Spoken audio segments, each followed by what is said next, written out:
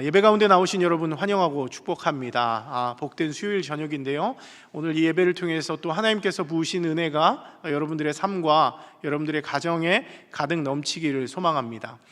오늘은 말씀을 시작하면서 여러분들에게 드라마 이야기를 좀 하나 하려고 하는데요, 저는 개인적으로 드라마 굉장히 좋아합니다. 가끔씩 스트레스도 풀고 또 그 드라마 보고 있으면 참 사람 사는 이야기들을 많이 알 수 있게 되는 것 같습니다. 최근에 한국에서는요, 재벌집 막내 아들이라는 드라마가 굉장히 큰 관심을 이끌었습니다. 여러분들도 보셨는지 모르겠는데 저도 소문을 듣고 몇 편 보기 시작했는데요, 꽤 재밌더라고요. 하여튼 우리나라 사람들이 콘텐츠 만드는 능력 아주 대단한 것 같습니다. 아마도 삼성가의 이야기를 참고해서 만든 것 같은데요, 여기는 진양철 회장이라는 사람이 나와요. 이 사람이 아마 삼성의 이병철 회장의 그 모습을 본따서 만든 것 같습니다. 어쨌건 이 사람은 미래를 보는 눈이 아주 탁월하고요, 돈이 되는 것이라면 잠깐의 손해를 감수하더라도 과감한 투자를 하는 사람입니다. 특별히 이 진양철이 관심을 갖고 있는 분야는 반도체 산업인데요, 이 사람은 1980년대부터 이제는 사람 장사가 아니라 기술 장사해야 먹고 산다, 이런 생각을 합니다. 나름대로 그 옛날부터 미래를 볼 줄 알았던 것이죠. 하지만 그 당시 이 진양철의 자녀들과 측근 이사들은 그 미래를 보지 못해요. 그러면서 이 경쟁력이 없는 반도체 사업은 우리에게 승산이 없으니까 아버지 그만 접으십시오, 회장님 그만 접으십시오, 이렇게 진양철을 뜯어 말리고 있었다는 것이죠. 그러자 이 진양철은 자기 마음을 알아주지 않는 이 답답한 마음을 비서에게 토로하면서 한마디 하게 되는데요, 그 말이 참 인상적입니다. 제가 좀 읽어드리겠습니다. 좀 약간 경상도 사투리로 해야 되는데 잘할 수 있을지 모르겠어요. 내가 왜 반도체 고집하는지 아나? 사람 장사는 이제 끝이다. 앞으로는 기술 장사해야 먹고 산다. 반도체는 우리 순양의 미래 먹거리다. 반도체가 돈이 되냐고? 그게 내 눈에만 보이는 기가 위에 이 늙은이만큼 생각하는 아들이 없노. 이게 아들인지 잘 모르겠지만 어쨌건 어떻게 이렇게 늙은이만큼 생각하는 사람들이 없냐, 이런 얘기를 하고 있는 것입니다. 그럼 여기를 보면요, 이게 내 눈에만 보이는 기가 위에 이 늙은이만큼 생각하는 아들이 없노, 이 대사가 핵심이라고 하는 것이죠. 진양철의 마음을 읽지 못하고 진양철이 보는 미래를 보지 못하는 그 자녀들과 측근들에 대한 깊은 탄식이라고 할 수 있습니다. 근데 이 답답한 진양철의 마음을 읽어주고 이 진양철이 보는 미래를 보는 이가 있었으니 그가 바로 손자였던 재벌집 막내 아들 진도준입니다. 이 진도준은 어떤 특별한 능력이 있었기 때문에 할아버지 진양철의 마음을 꿰뚫어 봐요. 그래서 할아버지가 이 반도체 사업에 본격적으로 뛰어들 수 있도록 용기를 주고 어떤 영감을 불어넣어 줍니다. 그 덕분이었는지는 몰라도 이 진양철은요, 반도체 회사를 인수하고 정부로부터 이 반도체 독점 사업권까지 따내게 되는 것이죠. 그 이후로 진양철은 자기 자녀들과 측근 이사들보다도 이 어린 손자 진도준을 더 신뢰하고 사랑하기 시작했다는 거예요.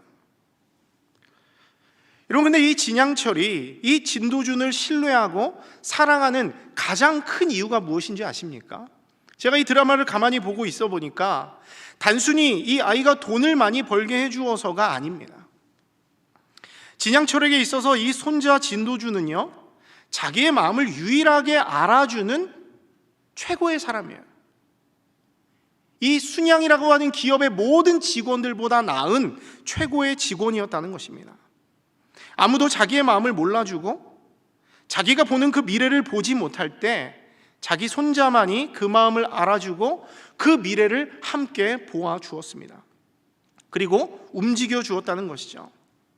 그래서 이 깐깐한 노인이 자기 마음을 가장 잘 알아주는 이 어린 손자를 사랑하고 그 손자를 볼 때마다 기뻐했더라고 하는 것이죠.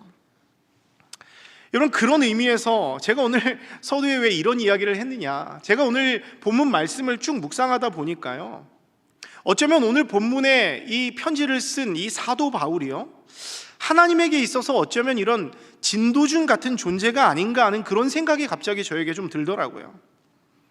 여러분, 바울은요, 제가 이 말씀을 쭉 묵상하고 이 서신서를 쭉 읽어보니까 이 사람은 어떻게 일하는 사람이냐면 하나님의 마음을 기쁘게 하는 방법을 알고 일하는 사람이더라고요. 그냥 일하는 게 아니라 하나님이 무엇을 가장 기뻐하시는가, 그것을 알고 움직이는 사람이었다는 것입니다. 바울은 하나님을 마음 깊이 사랑하기 때문에 하나님의 마음을 누구보다 잘 압니다. 하나님이 지금 보고 있는 것을 볼 줄 압니다. 하나님이 보는 그 눈이 보는 그곳에 그 마음도 있다라고 하는 것이죠. 그것이 보이니까 사도 바울은 하나님이 원하시는 대로 움직이는 거예요. 그리고 그 움직임은 바로 하나님의 기쁨이 되는 것이죠. 여러분, 그러면 오늘 이 바울이 하나님을 기쁘게 했던 방법은 무엇인가?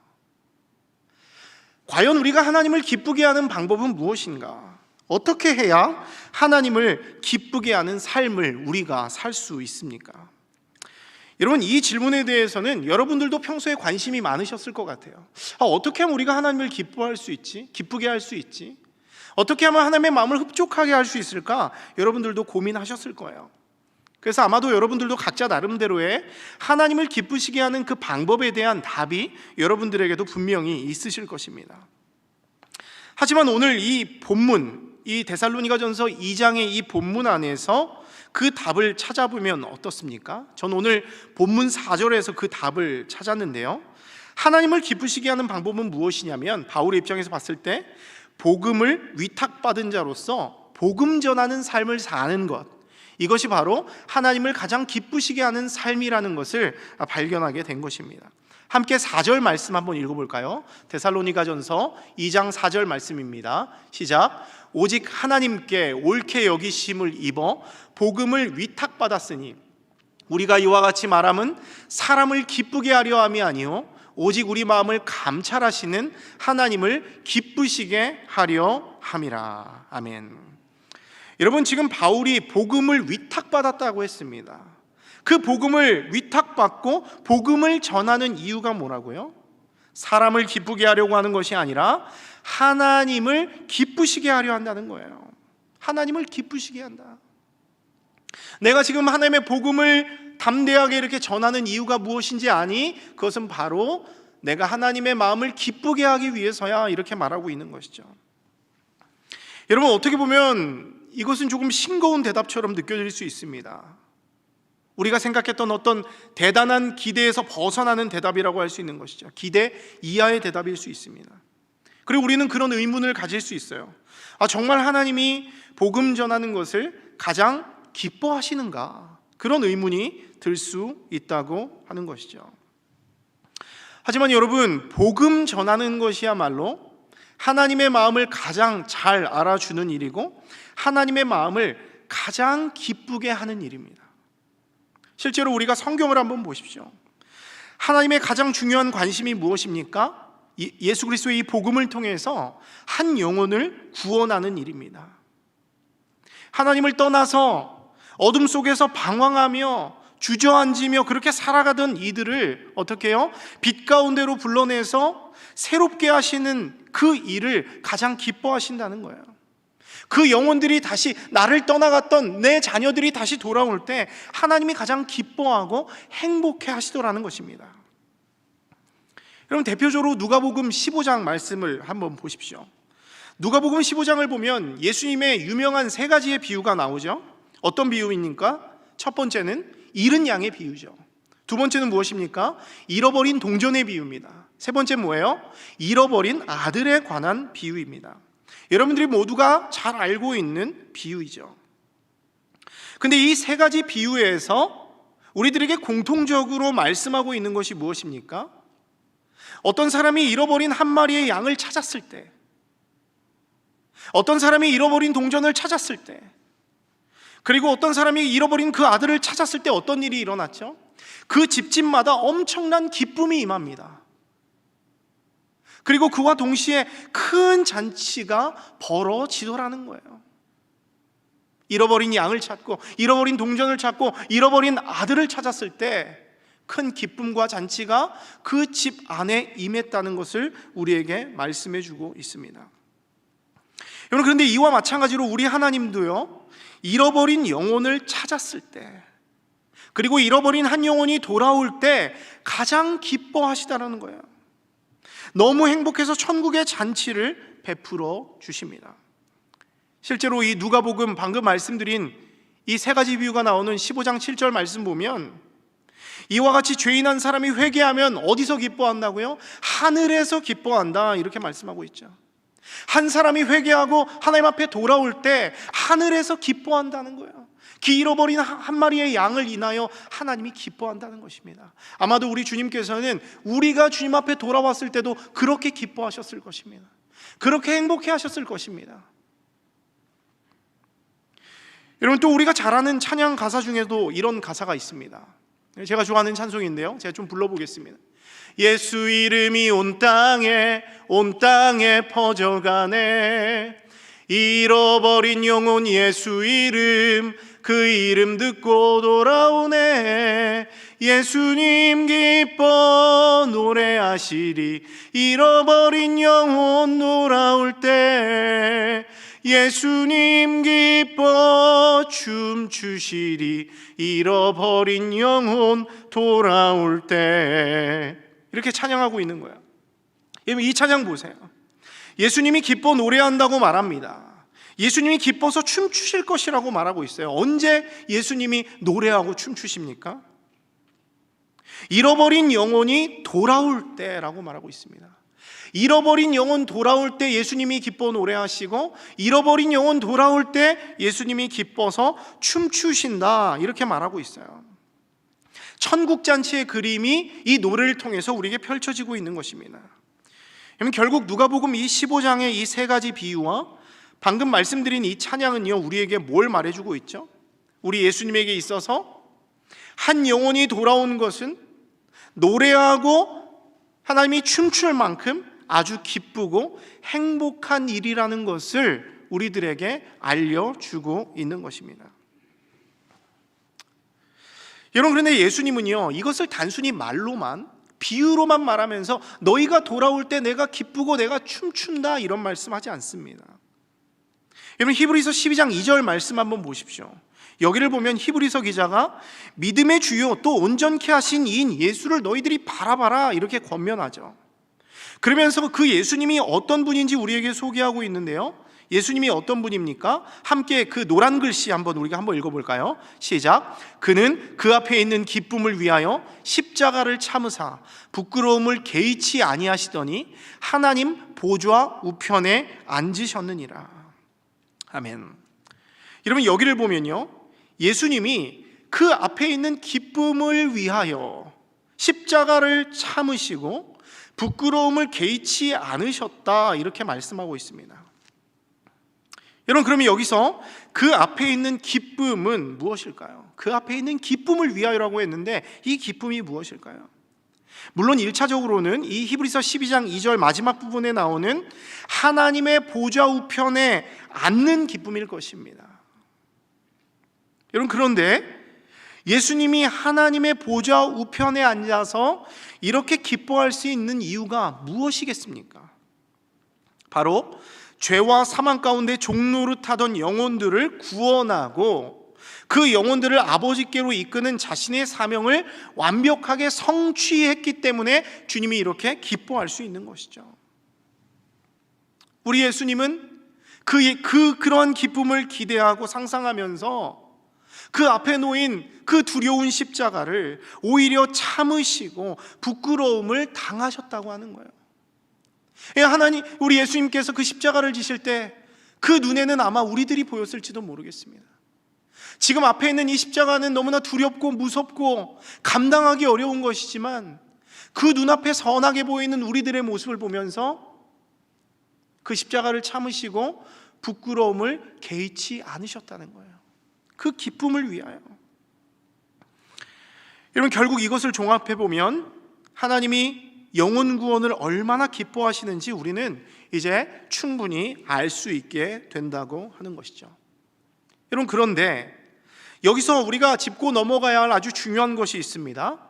죄인 한 사람이 회개하고 한 영혼이 구원을 받기 위해서는 무엇이 필요합니까? 바로 복음이 필요하고, 그리고 그 복음을 전해줄 사람이 필요하다는 거예요. 복음과 그것을 전해줄 사람이 필요하다는 것입니다. 누군가는 그 복음을 전해주어야 복음을 들을 수 있고, 그 복음을 통해서 자신이 하나님 앞에 죄인임을 깨닫고 회개할 수 있게 된다는 것이죠. 때문에 복음 전하는 일은 아주 중요한 일이고 하나님을 가장 기쁘시게 하는 그런 일이 된다고 하는 것입니다. 그런데 우리 주님께서 가만히 눈을 들어서 세상을 보니까 어떻습니까? 추수할 것은 많지만 일꾼이 없습니다. 실제로 예수님이 하신 말씀이죠. 추수할 것이 많은데 일꾼이 없다는 거예요. 담대하게 나가서 복음을 전할 일꾼이 없습니다. 그래서 하나님은 내가 누구를 보내며 누가 나를 위해서 저들을 구원할까 한탄하고 있는지도 모르겠습니다. 마치 오늘 서두에서 말씀드린 드라마의 주인공이었던 진양철처럼 이 복음을 전하는 이 중요한 일이 내 눈에만 보이나? 어떻게 나와 같이 영혼 구원을 생각하는 사람이 이렇게도 없는가 말씀하시는 것 같습니다. 하나님의 관심은 여기에 있다는 것이죠. 어떻게 하면 내가 영혼들을 구원할 수 있을까? 이게 나의 큰 기쁨인데 이것을 위해서 일해줄 사람이 없구나, 이렇게 탄식하고 계신 것이죠. 여러분, 그런데 이때 이 답답한 하나님의 마음을 시원케 하는 사람이 있으니 그 사람이 누구입니까? 바로 사도 바울입니다. 앞서 말씀드린 대로 바울은 하나님의 마음을 너무나 잘 알고 있습니다. 하나님이 눈이 향하는 곳을 바라보고 그 자리에 있으려고 노력하는 사람입니다. 그리고 거기서 멈추는 것이 아니라 복음을 들고 거침없이 나아가고 있다는 것이죠. 그러니까 하나님의 마음이 어떻겠어요? 누가 나를 위하여 갈고 하고 있는데 주님 제가 갈게요 하고 손들고 담대하게 나아가니까 하나님의 눈에 어찌 기뻐하지 않을 수 있겠습니까? 바울로 인해서 하나님의 마음은 흡족하고 아주 행복했을 것입니다. 여러분, 더군다나 바울은 이 선교지의 상황이 어떠하든지 개의치 않죠. 오늘 본문 한번 볼까요? 바울은 고난과 능욕을 당하고 싸움이 걸리는, 시비가 걸리는 상황 속에서도요 담대하게 복음을 전합니다. 2절 말씀, 오늘 본문 2절 말씀 한번 읽어보겠습니다. 제가 읽겠습니다. 너희가 아는 바와 같이 우리가 먼저 빌립보에서 고난과 능욕을 당하였으나 우리 하나님을 힘입어 많은 싸움 중에 하나님의 복음을 너희에게 전하였노라. 아멘. 여러분, 우리가 잘 아는 대로 사도행전 16장 말씀을 한번 보면 어떻습니까? 바울이 빌립보에서 복음을 전하다가요 큰 고난과 능욕을 당하는 장면을 우리가 볼 수 있어요. 성을 요란하게 하고 로마인들이 행하지 못할 풍속을 전한다는 죄목으로요 옷이 찢겨집니다. 옷이 벗겨집니다. 그리고 매를 맞게 됩니다. 그리고는 결국 감옥에 갇히게 되죠. 하지만 바울은 어떻습니까? 그 감옥에서도 기도와 찬송을 멈추지 않습니다. 어떤 상황에서도 하나님을 예배하는 일을 멈추지 않는 거예요. 오히려 스스로 목숨을 끊으려는 간수에게 복음을 전합니다. 그에게 전하는 것뿐만 아니라 그 집에 있는 모든 사람들에게도 복음을 전합니다. 이 일로 어떤 일이 일어나요? 수많은 사람들이 세례를 받고 그 간수의 온 집안이 하나님을 믿고 그리스도인이 되죠. 로마의 압제 아래서 황제를 주님으로 섬기던 사람이 바울이 전한 그 복음을 듣고 그 복음을 통해서 온 우주 만물의 주인이신 하나님을 퀴리오스, 주인으로 섬기는 그런 사람으로 변모하게 되었다는 거예요. 무엇 때문에? 바울이 전한 그 담대한 복음을 통해서 하나님을 기쁘시게 하기 원하는 그 마음이 전해짐으로 구원을 얻게 됐다고 하는 것입니다. 여러분, 그런데 이것은요 데살로니가에서도 마찬가지입니다. 빌립보를 떠난 바울 일행은 이제 데살로니가라고 하는 도시에 도착하게 되는데요, 바울은 여기서도 유대인의 회당에 들어가서 뭐랍니까? 성경을 풀어서 하나님 나라의 복음을 열심히 전해요. 여기서 전한 바울 복음의 핵심이 무엇입니까? 오늘 사도행전 17장 3절 말씀을 보면 바울이 이렇게 말합니다. 그리스도가 해를 받고 죽은 자 가운데서 다시 살아나야 할 것을 증언하게 되는데요, 바울은 지금 내가 전하는 이 예수가 곧 그리스도다, 너희의 메시아다, 너희를 구원할 하나님이다 라고 선포하는 것이죠. 메시아 예수님의 십자가와 부활, 이것이 바로 바울이 전한 그 복음의 핵심이었다라고 하는 것입니다. 이렇게 데살로니가 땅에 예수 그리스도의 복음이 선포되니까 또 어떤 일이 일어납니까? 두 가지의 반응이 일어나요. 하나의 반응은 무엇입니까? 성령의 은혜로 가득한 하나님의 사람들이 일어납니다. 여기를 보면 경건한 헬라인의 큰 무리와 적지 않은 귀부인도 권함을 받고 바울과 실라를 따랐다 말씀하고 있죠. 즉 바울이 전한 복음을 받아들이고 예수 그리스도를 인정하고 그분의 제자로 헌신하는 그리스도인이 되는 일이 일어났다라고 하는 거예요. 그러니까 하나님의 복음이 선포되는 곳에 어떤 일이 일어나요? 그 말씀을 받고, 우리가 전할 때 아무도 안 받을 것 같지만 말씀을 전할 때 누군가는 그걸 받아들이고 그것을 숙고하고 받아들이면서 주님의 제자가 되는 일들이 일어난다라고 하는 거예요. 이런 긍정적인 반응이 있습니다. 근데 이 긍정적인 반응이 있었다면 부정적인 반응도 일어나겠죠. 왜요? 어둠의 세력은 이것을 가만두지 않습니다. 한쪽에서는 유대인들이 바울을 시기하며 불량배를 동원했다는 거예요. 그 바울이 전하는 복음을 원치 않았다는 것이죠. 그리고는 때를 지어서 성을 소동하게 하고 바울 일행에 대해서 천하를 어지럽게 하는 자들이라고 공격하기 시작합니다. 바울의 입장에서는 엄청난 위협이 되는 그런 위험한 상황이라고 할 수 있는 것이죠. 때문에 사도행전 17장 10절 말씀을 보면 어떻게 합니까? 밤에 형제들이 바울과 실라를 베레아로 보냈다 이렇게 말씀합니다. 위험천만한 그 상황에서 다행히도 이 데살로니가 교인들의 도움으로 겨우 목숨을 부지할 수 있었다는 것입니다. 여러분, 때문에 이 정도 상황이 되면 우리는 어때요? 야, 이제 좀 바울이 좀 자제하고 이 소동이 좀 잠잠해질 때까지 좀 기다렸으면 좋겠다, 그런 생각이 우리는 들 수 있습니다. 하지만 바울의 생각은 우리와 좀 다른 것 같아요. 바울은요, 이제 데살로니가에서 베레아로 이렇게 목숨을 부지하면서 이렇게 왔는데도 불구하고 베레아에서도 유대인의 회당에 들어가서 또 복음을 전합니다. 그러자 이번에도 어떤 일이 일어나요? 많은 베레아 사람들이 바울이 전한 복음을 믿음으로 받는 역사가 또 일어납니다. 그러니까 복음을 전하면 누군가는 계속 받는 거예요. 하지만 여기서도 또 문제가 일어나죠. 베레아 사람들은 가만히 있는데 오히려 데살로니가에서 이 반대자들이 바울이 복음을 또 전하고 있다는 그 소문을 듣고 베레아까지 원정을 와서 바울이 전하는 복음 사역을 방해하더라는 것이죠. 그리고는 큰 소동을 일으키고 그 복음 전파를 방해하고 가는 곳마다 바울의 사역을 막아서더라는 것입니다. 그러니까 바울은 가는 곳마다 이런 어려움이 따르죠. 복음을 전할 때마다 이런 어려움이 따릅니다. 하지만 그럼에도 불구하고 바울은 어떻게 합니까? 이제 베레아를 지나 아덴과 고린도까지 나아가요. 그리고 그곳에서도 예수 그리스도의 복음을 끝까지 전하는 그런 열정을 보여줍니다. 정말 대단한 사람 아닙니까? 복음에 대한 뜨거운 마음을 가지고 어디 있든지 무엇을 하든지 복음 전하는 삶을 바울이 살았다라고 하는 거예요. 여러분, 이처럼 바울은요, 하나님을 기쁘시게 하겠다는 일념 하나로 평생을 복음 전하는 삶을 살았습니다. 그리고 그러한 삶은 하나님 앞에 무엇이 됐습니까? 기쁨이 되었어요. 기쁨이 되었어요. 물론 때로는 고난과 능욕을 당하기도 하고 사람들의 시비와 공격으로 위협에 처할 때도 분명 있었습니다. 그럴 때마다 사람들은 쟤는 뭐하러 저런 의미 없고 헛된 일을 하는가 조롱하기도 했던 것 같습니다.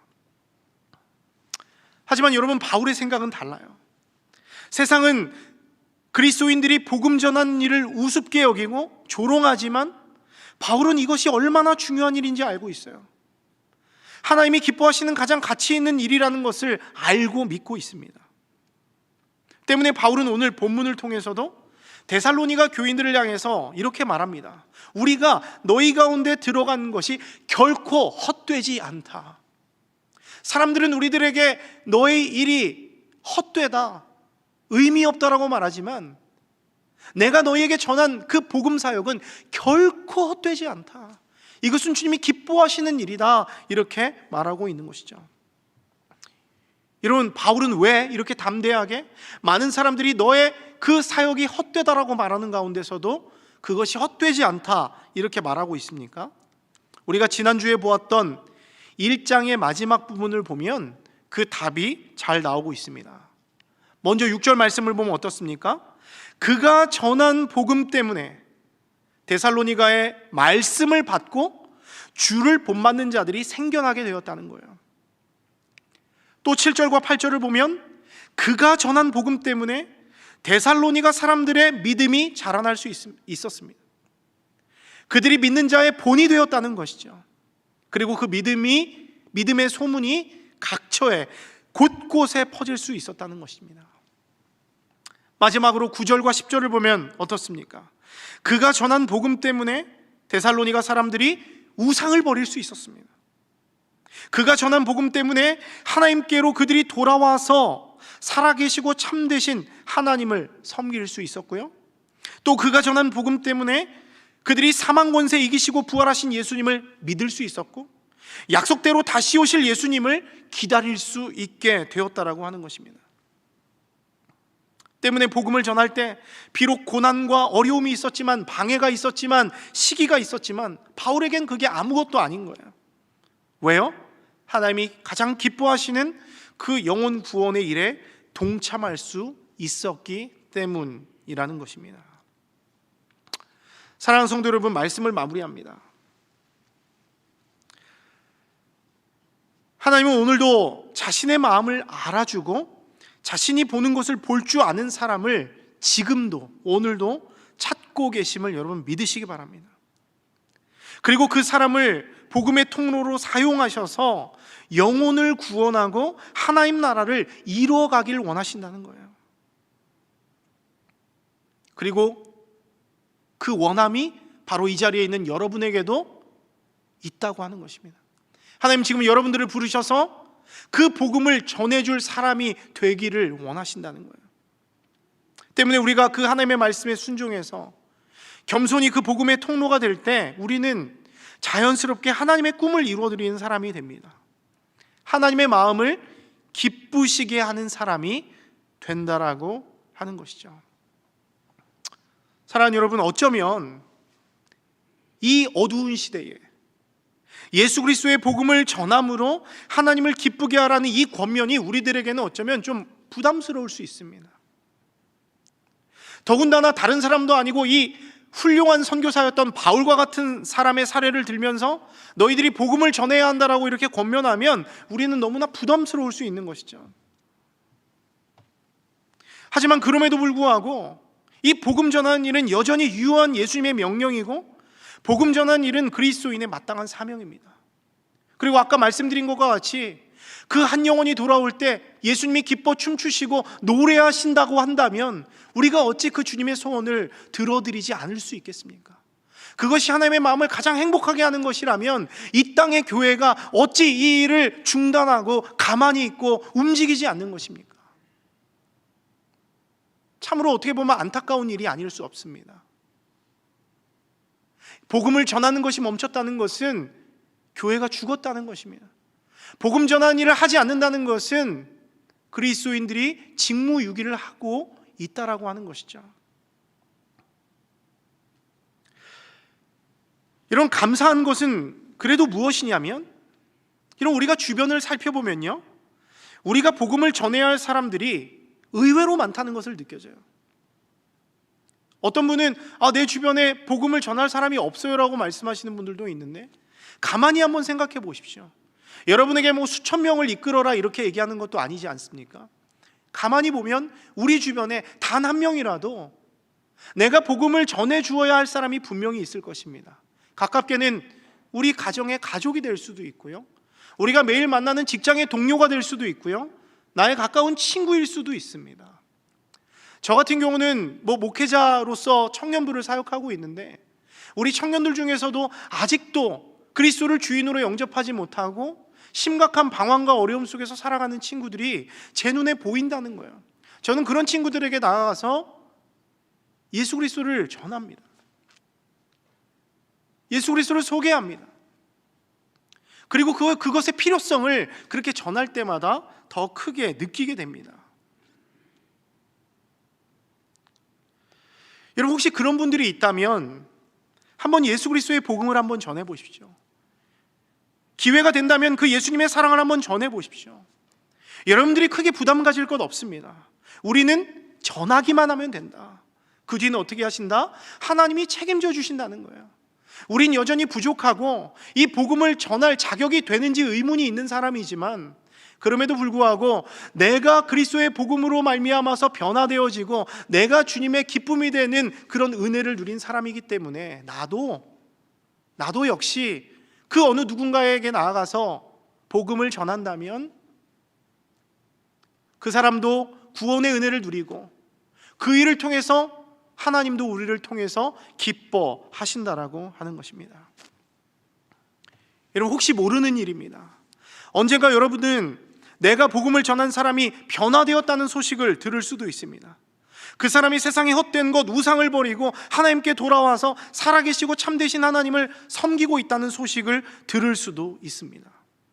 그리고 그 소식은 복음을 전한 우리에게도 엄청난 기쁨이 될 것이지만, 오늘 말씀과 같이 천국의 잔치가 벌어지는 하나님의 기쁨이 되는 일이 된다고 하는 것이죠.